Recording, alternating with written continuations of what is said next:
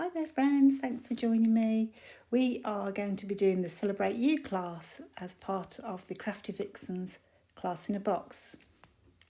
And this particular layout will be using those beautiful fussy cut flower clusters from one of the Prima papers. They are beautiful and I do like a little bit of fussy cutting. Not for everybody, but I think personally it's really worth the effort. Just to get out some small scissors and then chop around a couple of those clusters. So I am a bit of a sucker for a circle and a wreath. So I think in this class I really wanted to use some simple tools because not everybody's got fancy circle cutters and compasses or whatever. So you'll see I'll be using a bowl to create my wreath. But before we get started on that, I shall be putting some ink down on the background just to give it a little bit of texture. You could go two ways with this. I think you could either use the kind of more bluer tones, so you could use evergreen bough or speckled egg, is it the new one from Tim Holtz? But I'm going to go pinks on mine. So I think I'm using warm lipstick, which actually is, I think in Distress Oxides are a little bit more peachy pink. I think the two colours aren't the same actually in Distress Inks and the Distress Oxides in this case. But anyway, you feel free to use whatever colour inks that you have. Or you could use watercolour paint or paint. So as we've done before, I've just smooshed it onto a palette or a bit of acetate, spritzed it with water and smooshed it onto my background. So if you press down, you'll get that, you can see on the main part of the cardstock there, you get a very smooth finish. If you apply and remove, then you'll get that dotted finish, so whatever look you're after. And I'm just using my paintbrush now, a wet paintbrush, just to add a few more splatters. As it turns out, you can't see a lot of all of this because I've ended up covering it up. So maybe I could have done with going a bit further up so you could see it. But that's my usual problem because I put everything where I want to put things and then everything goes on the same place, so you can't see it. Anyhow though, so using the same inks, as you can see, I'm just adding some splatters as I go. So you could use a couple of tones of the same colour or something adjacent on the colour wheel, and that would work really well. So I'll clean that up and we're just going to leave that to dry a little bit.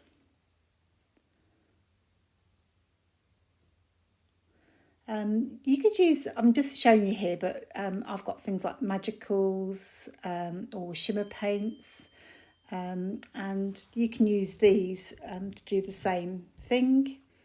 The shimmers, the inklings, are a solid pan.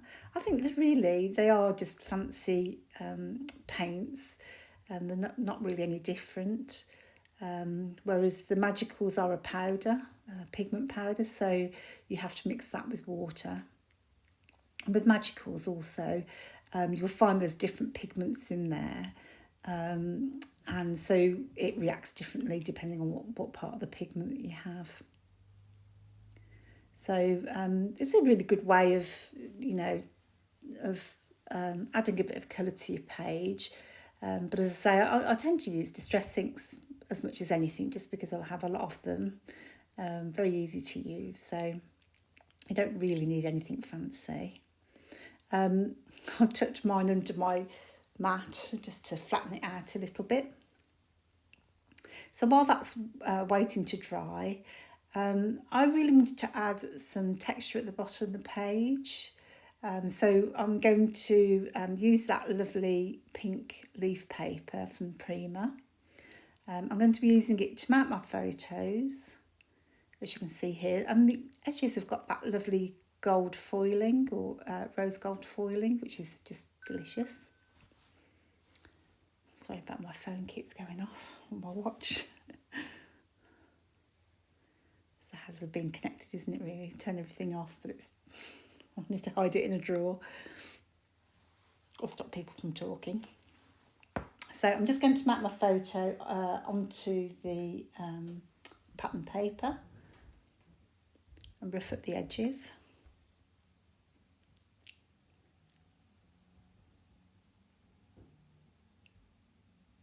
And quite typically, I think I decide, because I can't part with that paper anymore, I've got some paper left from my first class that I did, and I'll just use that gingham paper again.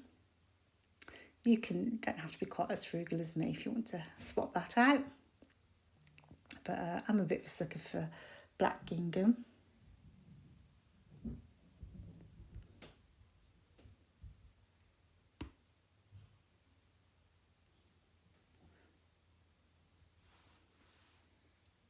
So now everything's dry, we can go about just making a loose arrangement of where everything's going to go. So I've used a bowl to draw around, but anything circular, a plate, a bowl, compass if you've got one. And once you're happy with that, you want to go round the same again in your black fine liner. You don't have to do it in pencil first, but I was a little bit, just wanted to be sure. So rather than just do one line, I am going to offset it a little bit just to add that bit more detail.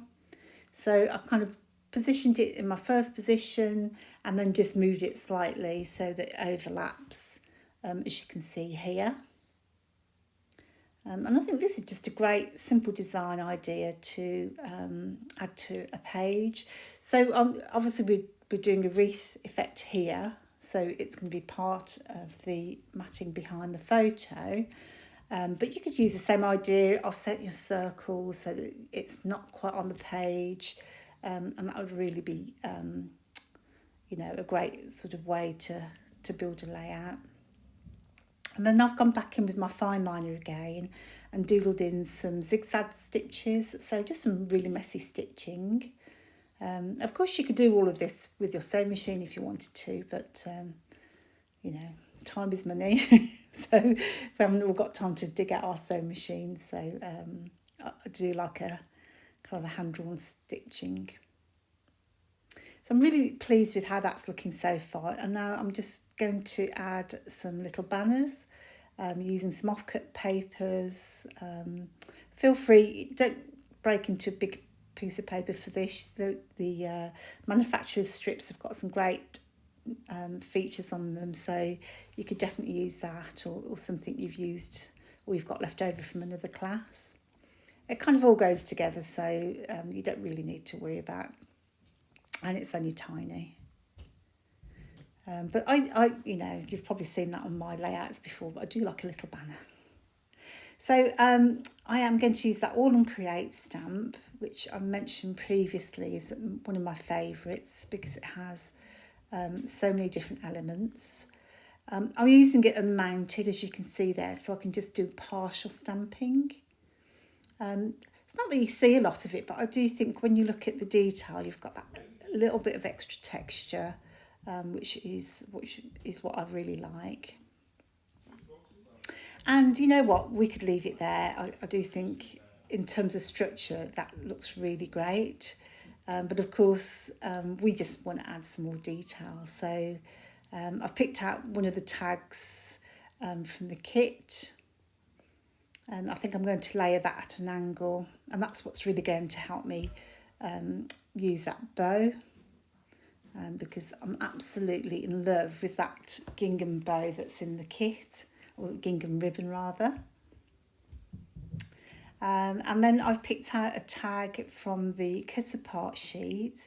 Now I've used the same tag that Julie used, so you'll need to go and swap that tag over, or you could just add a title using alpha stickers or whatever. So that was my mistake. So I've used one of the wooden ones from my journaling, and then that black one. But there are loads of tags on that sheet, so please go ahead and substitute. So I think the important things here are I've got a a photo that's slightly higher up and it's kind of building its way downwards. So, you know, I think that's what gives it a really nice flow to the layout. And I'm just going to decide what are the little bits and pieces I can add.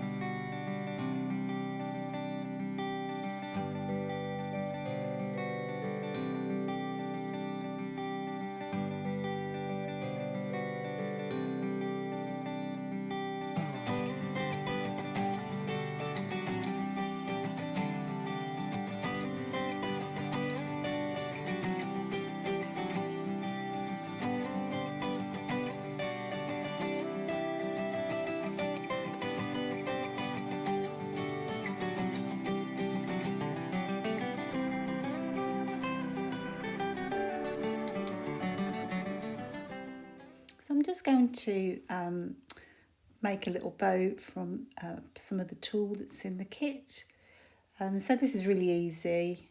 You just need to take a bit of a length, fold it in half. So I kind of just eyeballed it. It's probably about 12 centimetres maybe. So I've folded it in half, scrunched it up, and then we'll just use a little bit of cotton. So I'm just looking for a bit of cotton now. So any old thread will do. And then you're just going to wrap it around the middle and then tie it off. So I think these look really cute on top of a tag or, you know, just to decorate an element on your page. So you're just going to chop up the ends. So effectively you've got a double layer of the tulle. And just even it all out so it's, I don't know what I was measuring there for sure. But again, they look really, really pretty, just to top off your page. I think that added texture on your page just really helps to give it a really kind of great finish. So stick everything down. So I kind of whizzed through the kind of building up of the layout, but hopefully you could see that I've mounted some of the elements on foam tape, just glued other elements down. So I'm just really building up that floral wreath at the bottom. So you just, you know, I was about to say fanny about until everything is how you like it. And I've cut up the journal sheet that was in the kit. I love these. So I've created a sheet of words and journal phrases, which I find really handy because quite often I think in kits and collections you don't get enough little pieces like this. And I really think they just add that bit of pizzazz to a layout. So I've cut mine apart and then you can just use whichever words that take your fancy. So using that paper that we used to mat the photos, the pink leaf paper, I've now kind of torn a piece off, as you can see there, and it's slightly higher on the right hand edge than it is on the left. And I'm going to add that to the bottom of the page, just because, you know, I kind of, you know, just really adds to the overall feel. And then by flipping it over, now you've got another torn edge. So I'm just going to trim that down.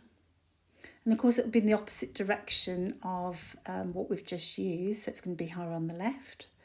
And I'm just going to layer those up so you can see the white behind the pink, curling over those edges.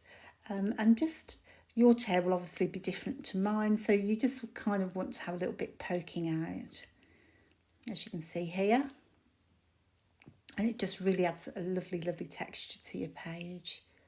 So if you keep tearing and curling, and then we'll just glue them together before sticking them down.